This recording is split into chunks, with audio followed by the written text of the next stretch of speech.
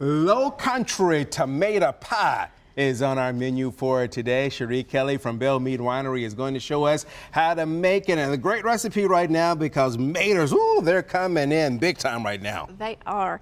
These are Giles County tomatoes too from my parents' farm down in Pulaski. Oh, okay.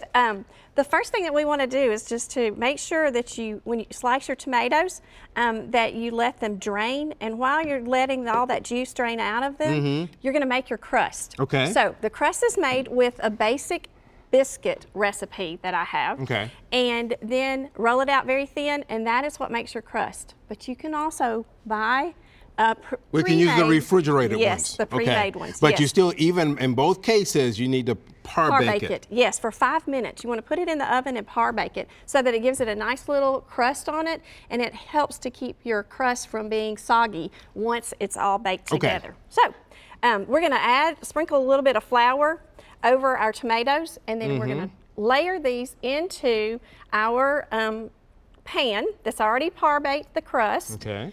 We're going to do this very quickly, and you can see how easy this is, just adding a little bit of flour to the tomatoes. Okay, all right. And that's going to form the base of the tomato pie.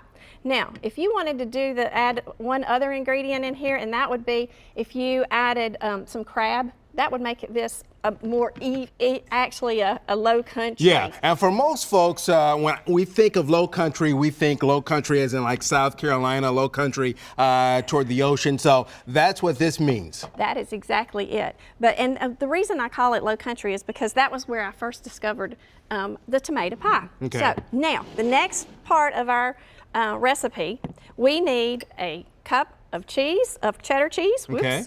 A cup of our Monterey Jack cheese, and then a cup of mayonnaise. All right. And we're just going to wipe that off right there. We're going to mix this together very nicely. I'll let you do that. And then I'm going to add to this a little bit of garlic, and we're just going to squeeze that in there. Alrighty. So some fresh garlic added to our mixture. And we're going to put a little pepper, so we'll add some pepper. All right, super. Little salt, and that should be already mixed together. Okay. Ahead of time, I just chopped up some basil, and we're going to add that over here, actually. Oh, okay. Sorry. Alrighty. So put that over there. We're going to add this to our tomatoes. Okay. And then we're going to add this on top. All right. So as you spread that, what's going on your way these days? Well, I am working on a cookbook, and it is called Breads and Spreads. It's going to be released on October the 4th. We're going to have a big party out at Bellmead Winery to release the cookbook. Okay, all righty. And we, of course, are busy out there every day doing wine and food pairings and all kinds of things like Segway tours and mansion tours. Okay. Yeah. Now, is this recipe going to be in the cookbook? It is in the cookbook. It surely is. All right, so now what we would do is run this in the oven at 350 degrees for 30 minutes, and then you have a beautiful tomato pie. All right, looks fantastic. Oh, look at that. So I gotta try this because I've heard of tomato pie, but have never actually had one. And it's wonderful. You'll slice it, and then you can add a little bit of balsamic vinegar and olive oil over the top of it, drizzle that over the top.